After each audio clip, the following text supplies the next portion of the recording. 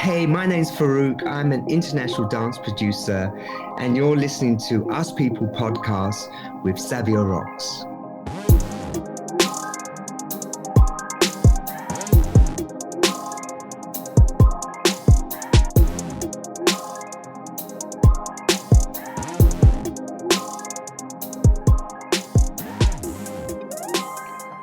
Hey guys, and welcome to another episode of the Us People podcast. I'm your host Savia Rocks, and today I'm humbled to have Farooq here with me, who is an international professional dancer and also a dance producer. Farooq, thank you so much for taking your time out to come on the Us People podcast. How are you? I'm good, Savia. Thank you for having me. It's really a pleasure to finally hear your voice after communicating on email for the last couple of months. No, it's definitely really nice. It comes so fast. You book in a date, and then it you think that it's going to be a long time, then it comes so quickly. Absolutely, yeah. I'm really humbled to have you here. So my first question for you, Farooq, is could you tell us a little bit about who you are as an individual, but what influenced you to be who you are today, and a little bit about your background of what influenced you to be the person who you are today? Sure, Savia. I mean, look, I'm a story, really. That's how I see it. Everything in my life is about stories. So my story began really when I came to England in 1963. My parents, from Pakistan. I can't remember that, but I do remember about a year later being in the park with my parents, but arriving into London and kind of growing up in a really difficult situation, trying to kind of make sense of my life with with at home, and not being accepted by the people around me, because there was, in the 60s, there was tremendous racism growing up in London. And particularly in an area where my father decided to live, which was very white. So I guess what I was trying to find in my early life was a way to feel safe at home, but also a way to feel like I belonged, at the same time. And I think that early part of my life was really a struggle with this, trying to make sense of that.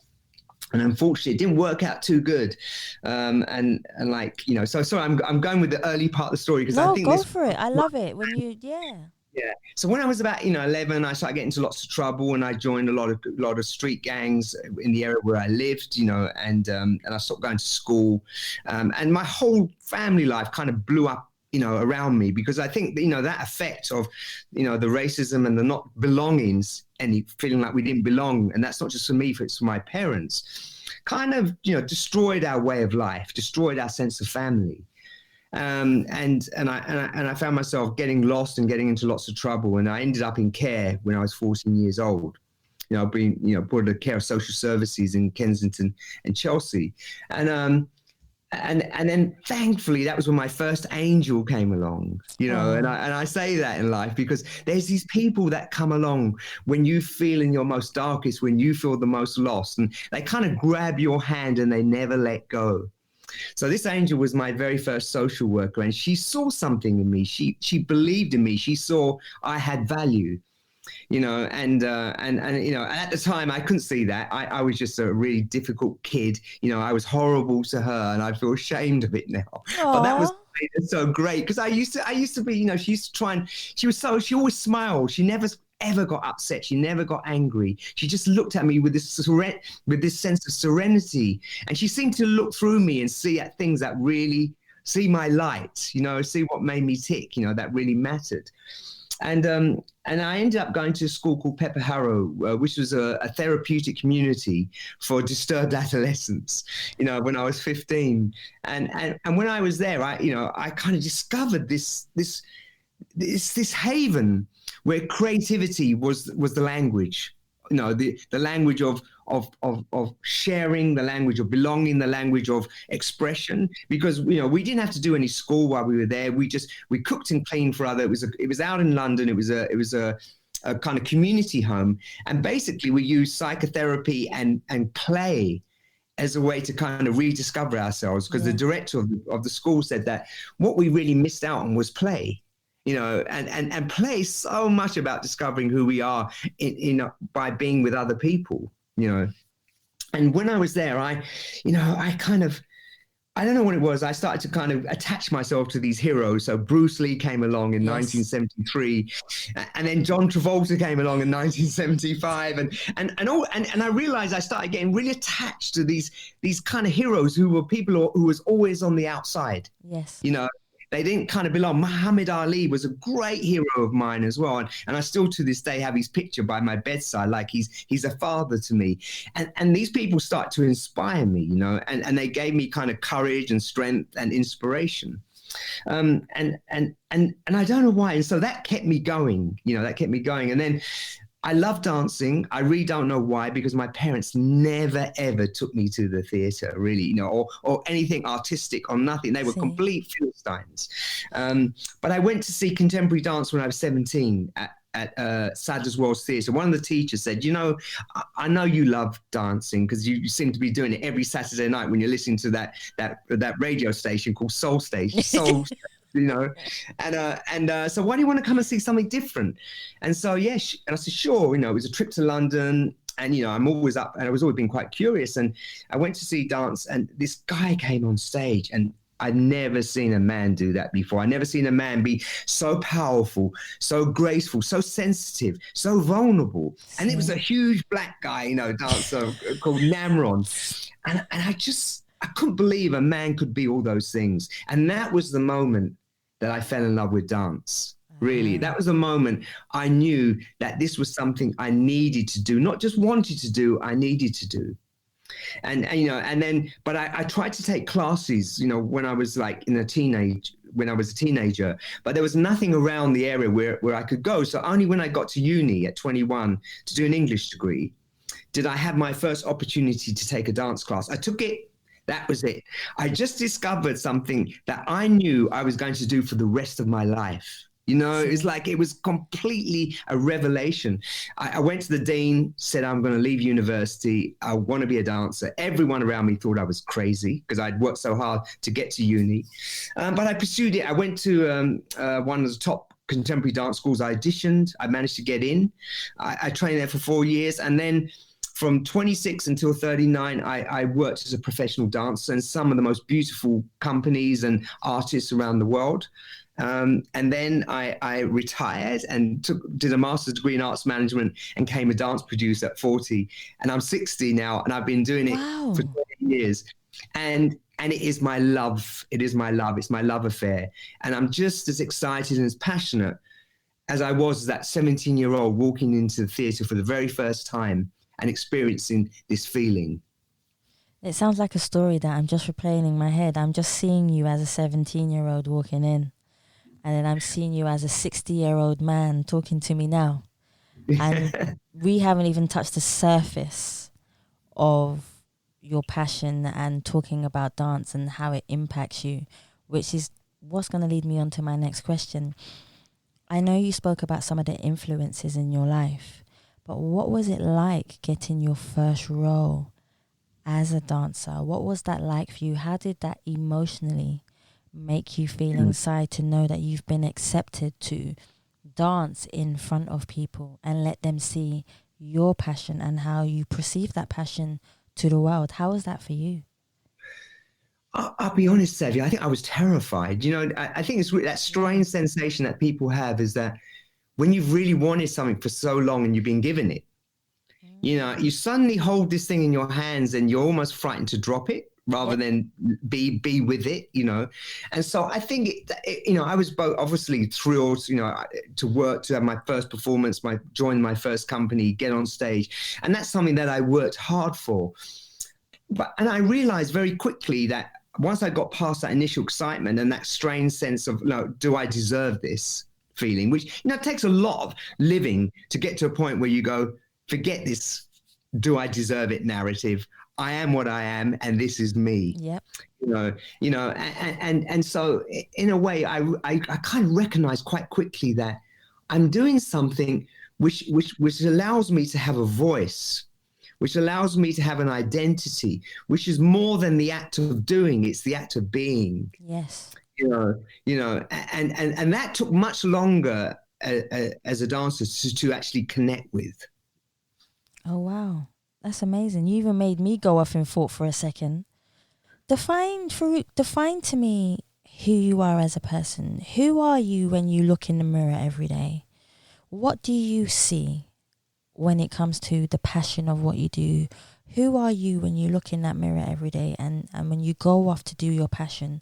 What do you see? What would you like to share with us about it? That is such an amazing question, and I think I've probably been trying to answer that one my whole life. I think sometimes when I look in the mirror, I still see that little bit tortured boy, that little boy, a little bit traumatized. Occasionally I see him kind of, show his face and, kind of peek behind the curtains and say, but that, and I know that person still lives within me, and that's fine because, before that I wasn't that person. Yes. But, I try really hard to, to be, that's really hard. It's the really hard question. I've been really fortunate and very privileged to have a lot of success in the last few years with some of the work I've done. And it's tremendous, it's tremendous to work with such incredible artists. And you find yourself occasionally getting seduced by that, think, wow, I'm a big success. I'm a big name in the dance world. And I have to remind myself to shut that voice down. Okay. Because, I think that voice is a kind of, in a way, I think he's a monster. Because I think that voice will send me somewhere that I feel that as the capacity to make me become dishonest, and not be truthful anymore. And so I try to look at myself and tell myself, just be grateful. Just tell yourself, and this sounds like a cliche, but they do have sources of truth, that I'm really lucky to do what I had, to do what I love, and to be what I love, and just occasionally these little voices, these little other images appear, and I've just got to be careful that they don't get in the way, Wow. What do you tell yourself, Farooq? What are the voices saying to you? How do you humble yourself to always have that gratitude that you're sharing with me, that I can feel in energy? Mm-hmm. You have that sincere gratitude, but when the voices do come in your head, how are you able to humble them to say, no, I am who I am. I'm going to stay who I am. I have gratitude for who I am. How do you shut it down? No, it's really difficult. I mean, it's, when they get noisiest, it's when you're in a situation where you're threatened. Where you feel you're a little bit fearful, and then you go and then you pull rank, or you pull up all your medals and everything, and you kind of try and use them as comfort blankets, to kind of make yourself feel safe. But I remind myself, if I don't shut that thing down, I will stop learning. I will stop growing. I will stop. I know, because it's like saying you are already here. You're already there. And my biggest fear is to stay stuck, is to stagnate, and to have this recognition that, there's nowhere else for me to go. So, and that fear of that is probably greater than the fear of, kind of coming across, like arrogant or kind of, I don't know. Do you know what I'm saying? Yeah, is kind I of not being, I think humility allows me to be curious and to continue growing, and to recognize that there is so much more I know, and so much that I know is not really that useful. Yeah. No, I definitely understand that. That makes sense to me.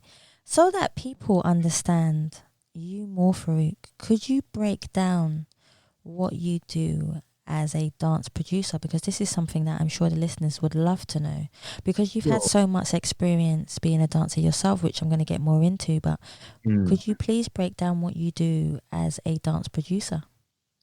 Okay, so in a nutshell, right, a dance producer, I work with either an artist, an artistic director, a choreographer, or a dance company. And my job is really to conjure up the circumstances when, with that artist, that company, the next time they make something is the very best thing they do.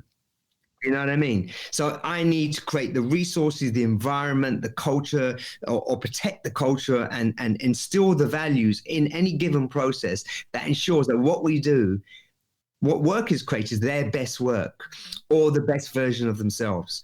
And really how I do that is because I'm often sitting in this strange energy between, on the outside world, they call it the art and the money, and the world and how they interact, right? And I've got to make sure that the art and money don't have a really happy marriage and don't fall out with each other. Okay. And one doesn't become the king and one doesn't become the slave. They're all serving a common purpose, which is really important, because so often, particularly when the money drives things or the art drives it and forgets the money is an important part of that equation. And it's not, it's just not a numerical thing. It allows choice. Right. So, but I also think that, so that's really what I'm doing. I'm trying to make, and actually, I'll be honest, what I really want to do is make work that I will end up loving. It's quite selfish, the kind of piece of work that I would fall in love with, that I would feel proud of. So it's a way of learning. It's a way to get out the best out of people that I'm working with, particularly the artists I'm working with. And it's a way of inspiring myself, of giving me something that I feel, wow, have I really achieved that? That makes me, that's extraordinary what we've just done. And what can we do next? I don't think it's selfish, Farooq. I think it's more you have a passion in your heart for something and you just want to express it in any way possible to show people what you're capable of, but also prove to yourself in some ways what you love doing. Absolutely. And I think it's that it's giving a gift to myself, which is the most important thing. And I think if we do, and if we do that with integrity and humility and honesty, often that works for everyone else as well. Yeah. I mean, there's a danger sometimes of giving to others and denying yourself. Yes. You get the equation the wrong way around. Yeah, a lot of people still do that now. I don't think they understand the balance. Like you were talking about the balance of money and the balance of the business and the balance of the creativity. I think, as we grow older, we become wiser in what we love doing. And then we start to understand the balance of how things should be or could be. Absolutely. Definitely. Yeah. I love it. Let's talk about some of your musical influences who inspired you to be a dancer. Let's talk about those. Well, I mean, a lot of my early music was, soul music from the 70s, which I loved, Stevie Wonder, Michael Jackson. I love Stevie Wonder. I think I listened to Songs in the Key of Life about a zillion times, and it was such an incredible revelation musically. I mean, it had the familiar kind of, essence of soul and rhythm and jazz and stuff, but he was playing with it. He was taking it to another level, and I really loved that music.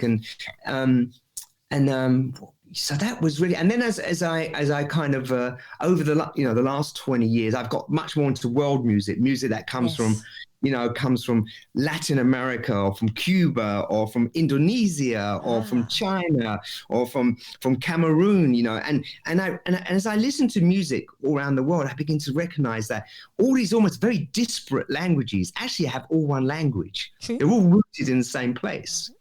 They just some may use melody, some may use rhythm, some may use harmony, some may be discordant, but they all somehow conjure up the same kind of emotions and stuff, and they're amazing. I love that. I definitely like. It's so true. I think it enhances you as a person as well when you come out your comfort zone, and that's something. I want to talk to you about Farooq as well. Is coming out of your comfort zone and being able to express music through your body language as well. Please explain to everybody listening, how does that work when it comes to being a dancer, expressing yourself and learning how to express yourself through your body and without any communication? How did you teach yourself to do this? Yeah, it's a very good question. I think dancing, like music, and probably like theatre, is one of those strange human expressions where you find yourself and you lose yourself exactly at the same moment. You know what I'm saying? And so you end up, and actually why I love dancing so much, because it was a way to disconnect from the head. The head is such an interfering instrument. The body has such an incredible amount of intelligence and articulation. Then if we trust it, it speaks so much more than words, than the head. We know so much when we meet people. We talk about body language. We talk about watching how they behave. If we watch people how they behave more than how they talk, we know more about who they are. Exactly. That's true. And so I think it is. It's I took about 10 years to stop thinking as dance, because I started late. I started at 21, so it takes about 10 years to be anything, to a point where you almost not become effortless, where you stop thinking about when you're doing it. You are just being it rather than doing it. And most of that means switching off the interference of the head, the mind, and the instincts, and the body starts to become the dominant language, and they do the talking and the listening. Wow. I love that. That makes so much sense. Now when I listen to a song, I'm going to listen to it differently when you tell me to switch off. Yeah. And just feel it. I think the feeling is important. Absolutely. And I think what happens with music is that you're listening to music, but there's another listening to be done, is listening to your own self. There you go. Listen to the music. There you go. And you're listening to what's happening to you, to your emotions, to your internal organs, to your skin, to your muscles, to all those little tiny shifts. It's incredible what's going on when you're listening to something or doing something. It's the body has got so much richness and diversity in its capacity to express. Has there been an obstacle in your life where music has helped you overcome that obstacle, but also helped you interact and react to people differently? Is there anything that you would like to share? Well, I mean, I think music often, is a source of comfort sometimes, isn't it? And I think sometimes when I'm feeling really, a little bit lost, a little bit despairing, or I kind of can't, a little bit confused, I think music helps me just to relax and to kind of reconnect with myself and the world around with me. But, it's music's, just the idea of as music as an obstacle. Do you want to rephrase that? So, because I'm going to, I'm just turning this one around in my head. Just give me another way into this one, Savia. So all I'm saying is it's quite a difficult question when you actually think of it, to be honest. Has there ever been an obstacle in your life where music has actually helped you to overcome the obstacle? Like music, they say music can heal your soul.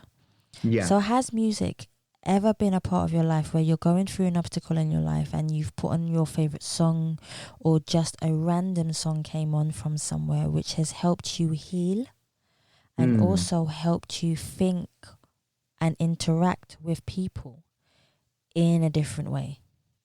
Yeah. I think many times. I think, it's funny, music often makes me feel courageous. See? Yeah, I love it. You know what I'm saying? It's like when I'm, it gives me like strength, and that's it. And again, I can't tell you how and why it does it, but it does it, And I guess I don't need to know why. I'm just glad it does it, So, and it connects all those. So when there's an obstacle, usually we're broken in pieces. All the parts of us are no longer speaking together. That's right? True. That one part of your head's going off in this, and your emotions are going off there, and your body's behaving like this, and the world around you is going off in a different. So you feel like you're in pieces, And I feel that moment when music comes, it puts all those things back together again. Right. So that's where probably the courage and strength comes from, because you feel unified internally, emotionally, intellectually, spiritually. And when those things are all working together again, there's an enormous sense of purpose and strength and courage. So once that happens, then the obstacle doesn't feel like an obstacle anymore. See, that's such a brilliant answer. You've got me thinking today, Farooq. I'm actually thinking a lot differently right now. Even though I have so many questions to ask you, you got me thinking differently. This one is for the listeners who are dancers, or anybody who wants to get into dance. For dancers to be successful, what do you feel they must have? For example, excellence of balance, physical strength, you know, creativity. What do you feel a dancer needs to shine out so that they are more noticeable to people who are already in the dance field, who have that power to say that person has potential to be a great dancer? What would you say, or what advice would you give about them to be a successful dancer? Well, I mean, I think and I know I've been there. The obvious one is that you need a strong technique and you need all of that. But, so many dancers have that these days. True. So many dancers are really well trained. So many musicians are well trained. And I almost take that as a given. If anyone's been trained in a really good school or wherever they've been, I think what I really look for is when I actually work with dancers or we recruit dancers and, we do auditions for dancers, as I'm always looking for a dancer who makes interesting decisions with their body, and I'm looking for a dancer who's innately curious.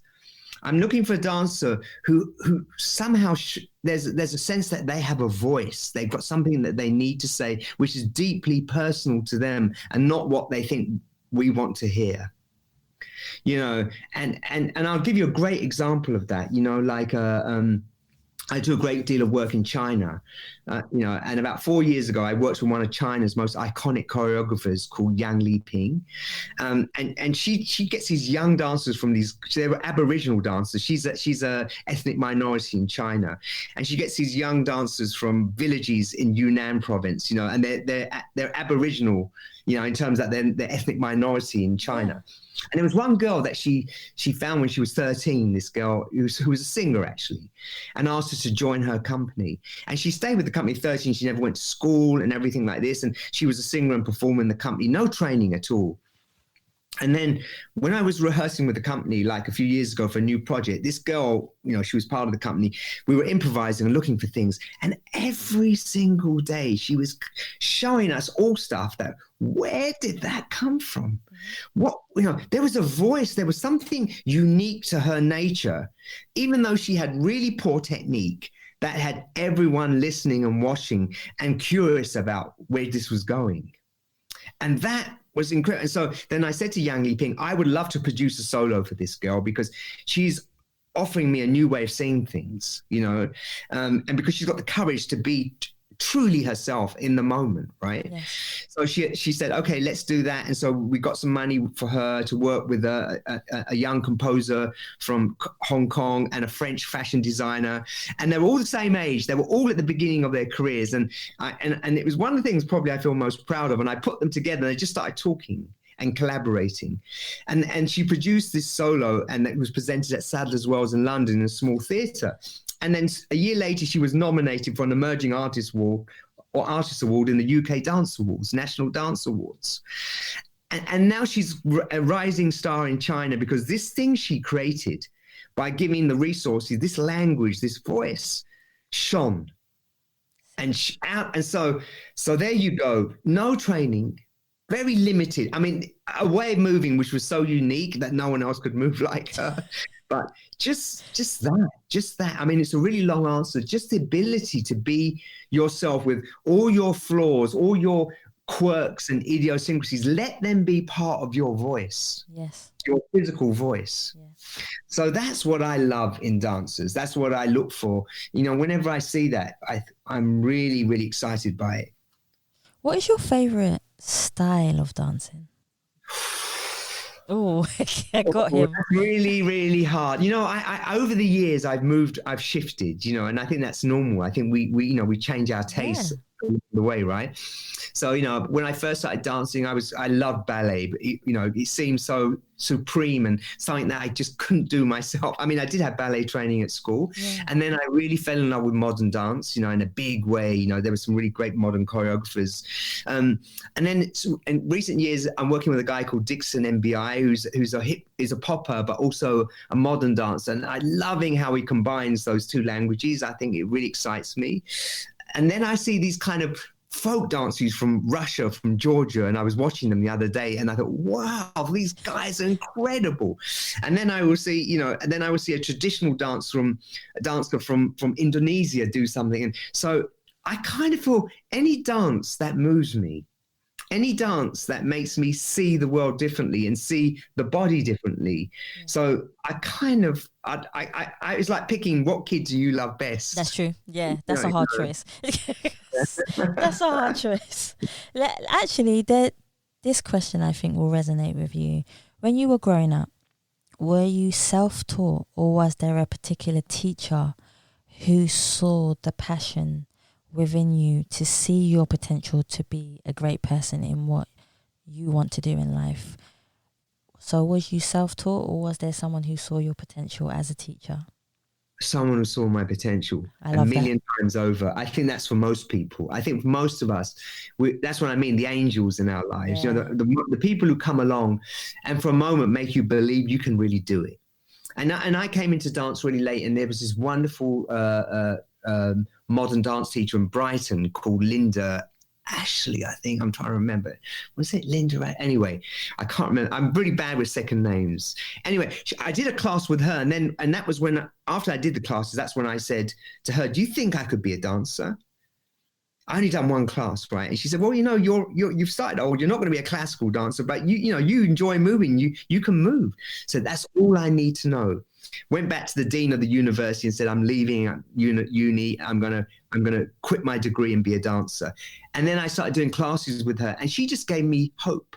She made me believe. And I think that's really important for every single human being. And that never stops. You don't get older and you don't need that. I need that as much now as I did when I was a young man, We always need people to kind of see something in us to give us, hope, and to make us feel like, we are valuable. Wanted. Yeah. Wanted, yeah. Yeah. No, that's definitely true. Talk to me about, your most embracing moment within dance. Was there a moment that you will always remember for the rest of your life? Because there are moments in our life that are precious to us. Would you like to share a moment that you would always remember about dance? Yeah. There's one absolute moment that was so clear for me, and that was I joined this company in Germany called OBE Ballet. It sounds like a ballet company, but it was a modern company, and that was in the south of Germany. And I went there when I was 31, and I was always a little bit kind of, I'll be honest, as a dancer, I because I didn't start early, my body I was always fighting against it, right? So, but anyway, the choreographer was a German guy called Joachim Schlermann. He was making a piece called Albert zieht which means Albert comes home, right, in German, I think. And I really fell in love with the idea of this piece, and he gave me a particular character in it. And I started to explore this character. I really worked hard on him and developing him. And I remember the premiere of that piece that I was not there. I remember feeling like I was watching myself from far away, and Farooq on stage and there was another Farooq watching him. I was released from my body and that moment, but I was there at the same time. And honestly, it was the most amazing feeling. Like I felt like I was my own angel for a moment, looking at myself, and yeah, gosh, maybe that's what it was. It was like, and I don't know, it really, really moved me. And I thought for that moment, I felt perfect. Just for that moment. That perfection. Yeah. I wasn't being perfect. I just felt perfect. No, yeah. I thought I was and I was so happy that evening afterwards. I went to dinner with some friends. And I remember flying off that performance. Well, here's one for you. You've worked with so many creative people. You've had such a not lucky, I should say. You've worked hard for it. You've had such a beautiful journey throughout your life to be able to dance with so many people. But is there anybody within dance who you admire, who you haven't worked with yet, who you would like to work with? Oh, gosh. gosh, people, there's so many people I admire in dance, you know. Oh gosh, that's a tough one. There's no one leaps to mind immediately, but I know that, you know, there's um, choreographers I'd love to work with. I mean, I always loved Pina Bausch. She was the German choreographer, you know, but she passed away many years ago. But, you know, I think someone like her, just to even be in the studio with her and just to listen to, watch her work and maybe have a whisper in my ear or maybe able to whisper in her ear occasionally would have been a complete gift. But you know, I'm just trying to think who that's, you know, I mean, I'm working with some really wonderful people like Akram Khan, you know, and, you know, who I founded the company with 20 years ago. I'm working with Dixon MBI, which I love working with him. I'm working with a choreographer called Joy Christine Ritter, who's a Filipino American who lives in Germany. And she's doing some really beautiful things. I know Viviana Durante company. I love Viviana Durante, and I get to work with her. So what I'm really saying is, every time I felt that feeling, I've gone and worked with them. That's a good thing. You manifested it. So you manifested. It came down. You said, "I love the way they work," or "I love who they are as a person," and you just manifested it. Before you know it, you're actually working with them. So that's a good thing. Yeah, I think like attracts like. We're like magnets, you know. And it's not just necessarily their skill. Sometimes it's their spirit. Sometimes it's really their spirit, you know. And I'm not going to make it sound like it's always easy, because you know people are people. They're artists, and they're determined to say something in a particular way, and that doesn't always go smoothly. And I'm not kidding myself. And you kind of need that in a way. You need that kind of push and pull, the friction, the tensions occasionally, because we need to keep asking questions, because we're living in a business where we have to dare to question. Yeah, that's true. You have to be daring, right? And so that's always not always comfortable. But sometimes the uncomfortable is what makes something turn out great. I really believe that. I truly do.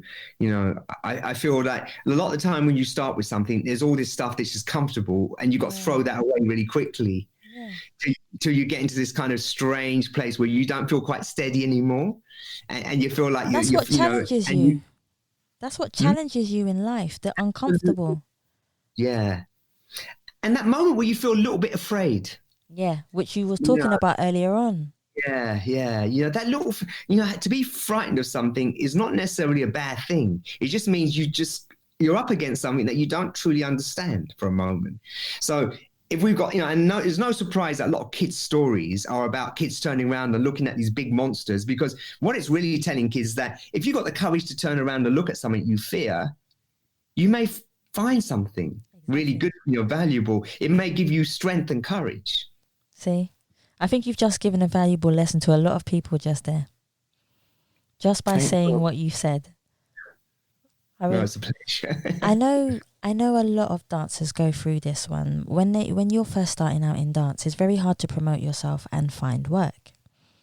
What would your advice be as a professional to help or give advice to people who are just starting out in dance, who want to find more work in what they love doing? What advice would you give them? Well, I always think that, you know, people, you know, that there are a lot of dancers and not so many jobs, and but there are lots of jobs as well, and it's easy to. My advice to dancers: work out the kind of work you really love. You know, kind of, because, you know, not everyone loves doing everything. You know, some people love urban style, some people love modern dance, some people love, you know, traditional. And I think think about, you know, a style or an artist that you would really love to work with, and make that your objective, to somehow be in the room with them, send them some of your work, you know, or use them as an inspiration to create your own work, you know. But find a reference that it's like a beacon of light that guides you. Because I think when you're starting out and there are so many opportunities, the world feels so full and so dark at the same time. You know, it feels bleak, and you don't know where to go. And so you grab onto things, you know, because I need to work, I need to dance, I need to work, I need to make money. And that's fair enough, absolutely. But and we still do that. And I remember my career doing a little bit of that in the beginning, but I always knew in a way where I wanted to go with it. So And that means seeing a lot of stuff, and actually recognize that a lot of becoming a better dancer means not just always looking in the world of dance. Listen to music, go to exhibitions, read books, look for constant inspiration from the world around you, not just from dance itself. So I think a lot of dancers need a little bit of a roadmap about things where they want to go, work out their destinations, even if they don't, because as you go there, you end up going somewhere else, but at least you're aiming for something. That's true. Right? Yeah, I agree with you. And I think we wander, we get lost, and that gets confusing. And I think be patient, be consistent. I mean, we're living in a world now where people want things quickly. Yeah. And I feel the danger of wanting things quickly is somehow we end up getting there slower. And I'm a bit the turtle, what's that, the hare and the turtle story or whatever it is? The hare and the tortoise, yeah. Yeah. If you go slower, you somehow get there faster. It's because you're enjoying the journey, I think. If you're enjoying your journey, you get there when you're meant to and you enjoy it. Absolutely. And I think you've answered it for me. Enjoy the journey. Don't think there's an outcome. There's a holy grail, or there's a Mecca, or there's some kingdom in heaven that you're going to arrive at. There isn't anywhere. There's just you. Yeah. And that is what you're carrying around inside of you. What is the one thing you wish you knew before you started your career within dance, and even being a producer, I would say? Myself. That's a good answer. I knew because I'm still trying. I think the life journey is about knowing oneself, right? That's true. Yeah, totally. And so I kind of feel like when I started, I knew less about myself than I know now.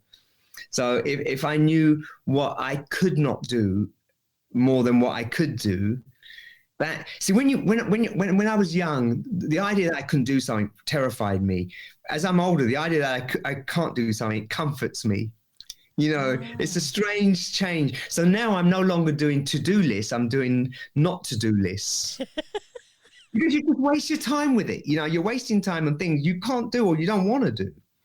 So I think that is the journey. And I'm just being blasé actually, because we're constantly diluting and sifting through ourselves and discarding the bits we don't need. So the one thing I think when I started, I could have, but I suppose every young person, I've got a daughter like that now. I could have believed in myself more, but that's natural when you're young. I think that's all of us. I think that's within all of us. For all of us, right? So, and it's really, oh gosh, there's so many lessons in life. I think one thing that's really kept me going is having a great family. See? And having people who love me, and knowing they got my back. Mm-hmm. That is the best thing in the world. See? Support is one thing that will always carry you through life to an enhancing place. 100%. Yeah, I totally agree with you there. What are you most proud of that you stand for as an individual?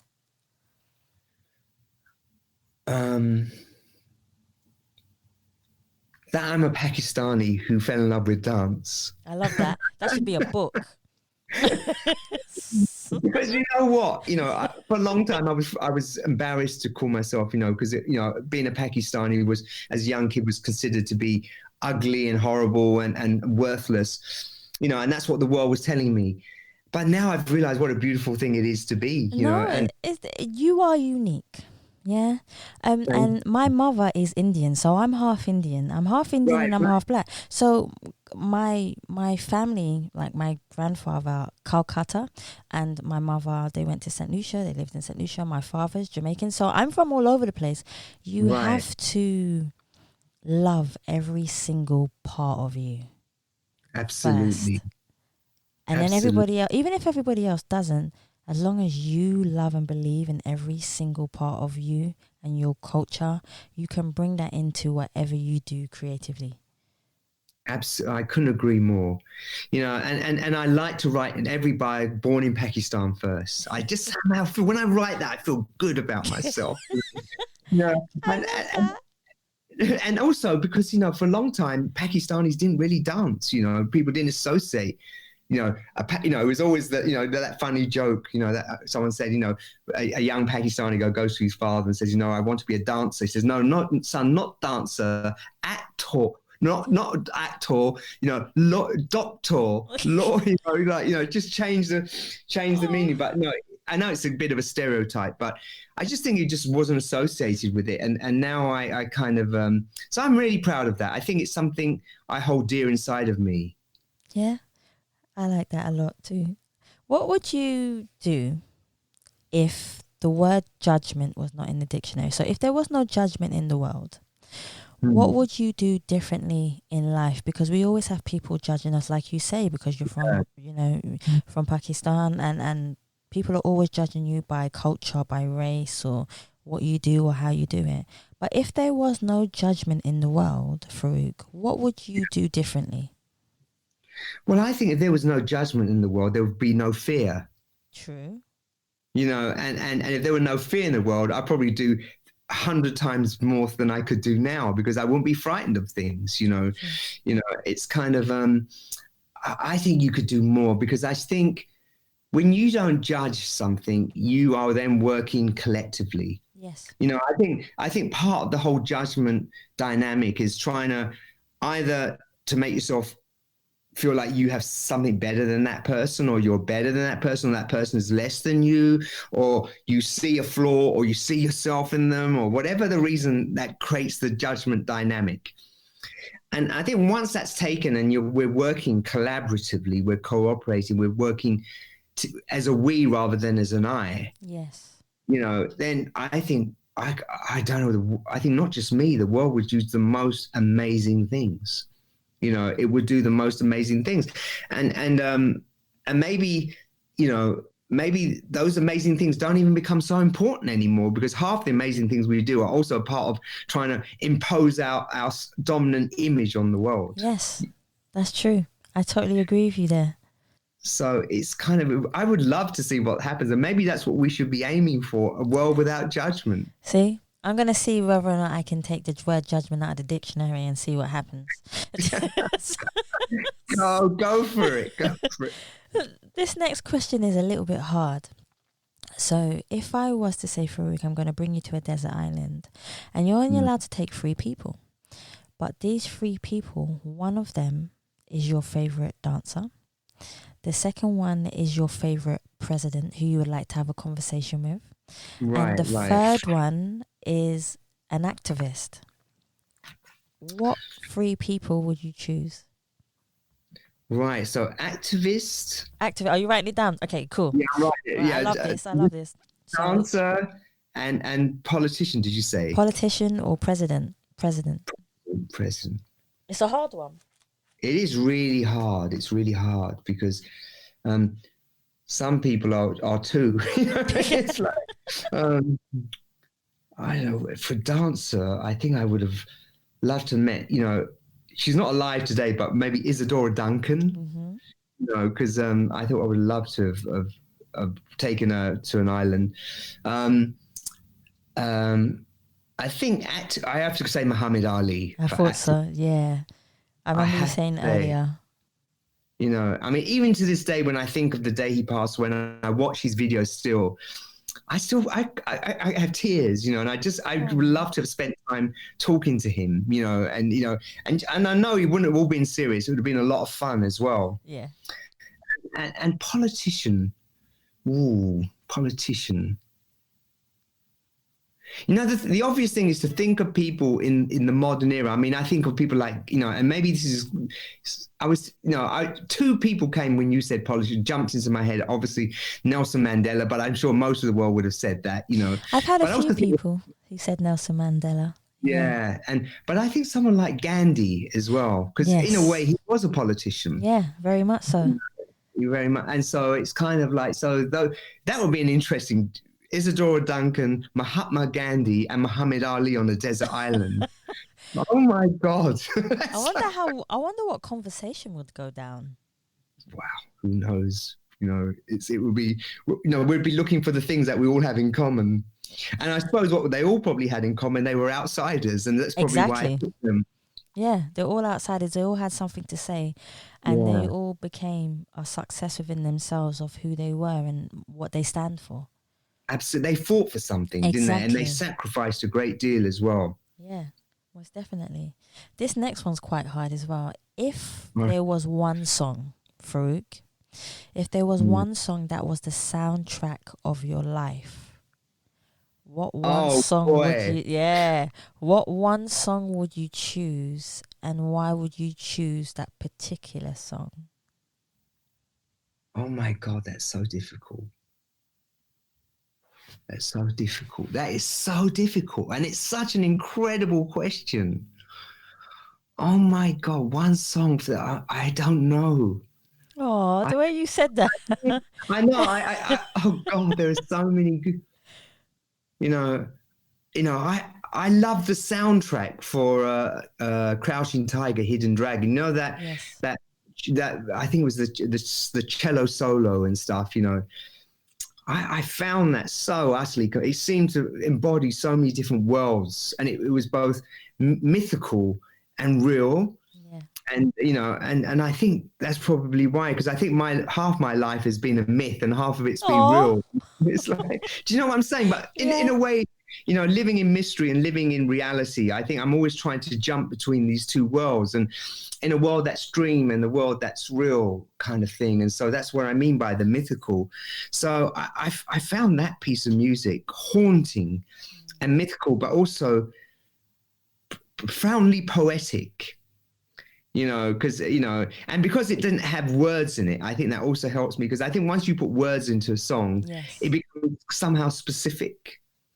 And so I think, but honestly, I think that's a poor answer. If I'm going to be, I'm going to spend the rest of my life thinking about that one. Just send me an email when you think of it. It's fine. I will. I'm going to really give that a big thought, because that's a great challenge. That's a great challenge. I'm glad that I asked you that now because I have a feeling that you're going to actually really think about it.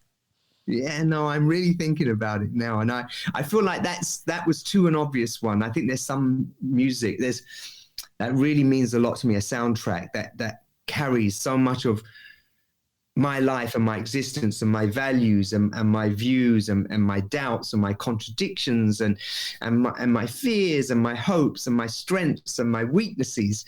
That's the symphony of our lives, right? Yes. That's it.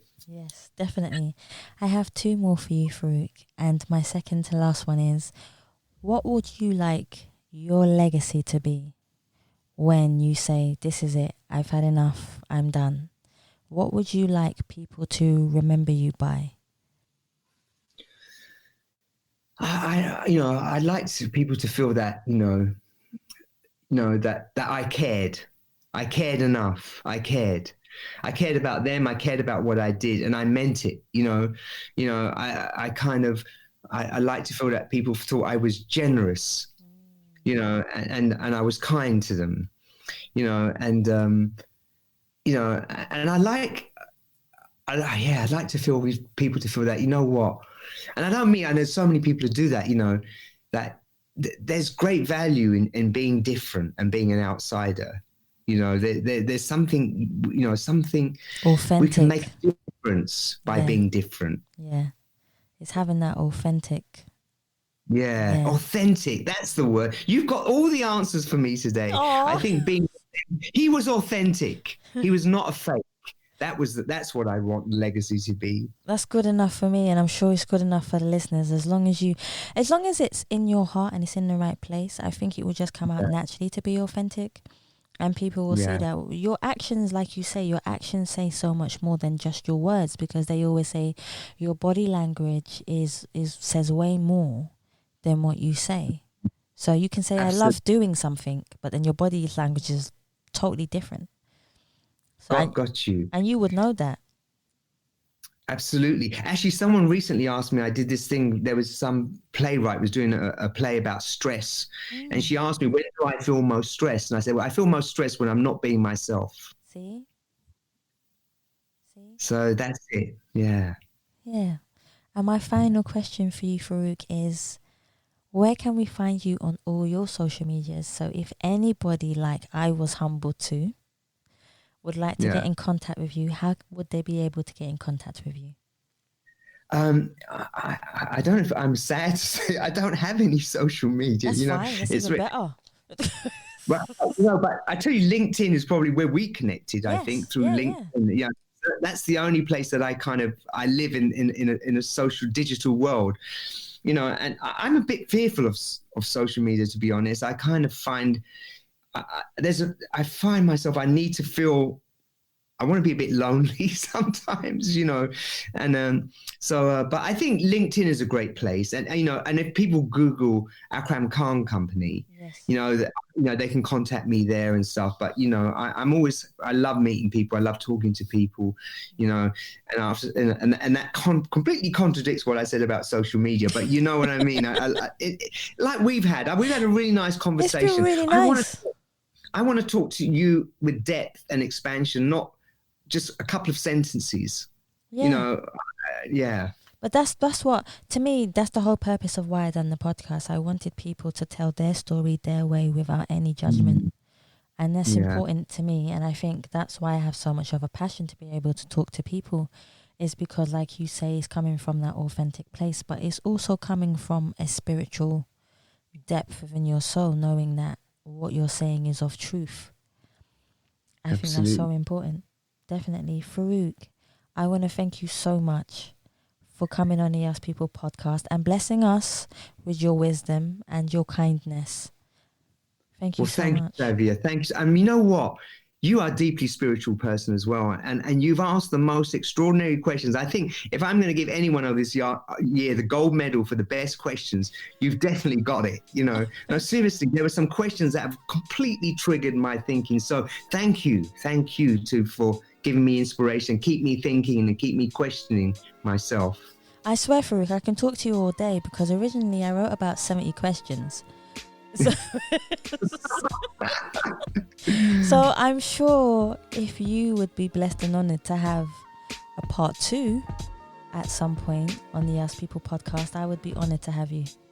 That would be amazing. Thank you for asking. Love to. Thank you so much, guys. Thank you so much for listening to the Ask People podcast. And please remember, you can subscribe and leave us a review on Spotify, iTunes, Google Play, and any other platform that you prefer listening to. Please also follow us on Facebook, Instagram, and Twitter. And you can also donate to the Ask People podcast by simply going on the Savvy Rocks website or just typing in paypal.me/Ask People podcast. Guys, thank you so much for listening. Stay happy, stay positive, and as always, please continue to be kind to one another.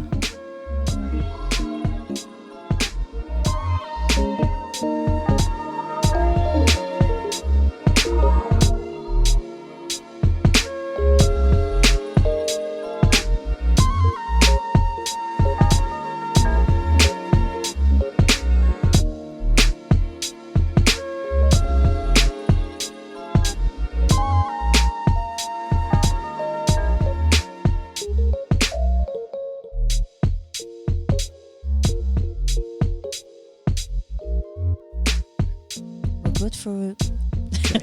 Thank you. That was beautiful. Thank you. Yeah, it's really lovely to meet you.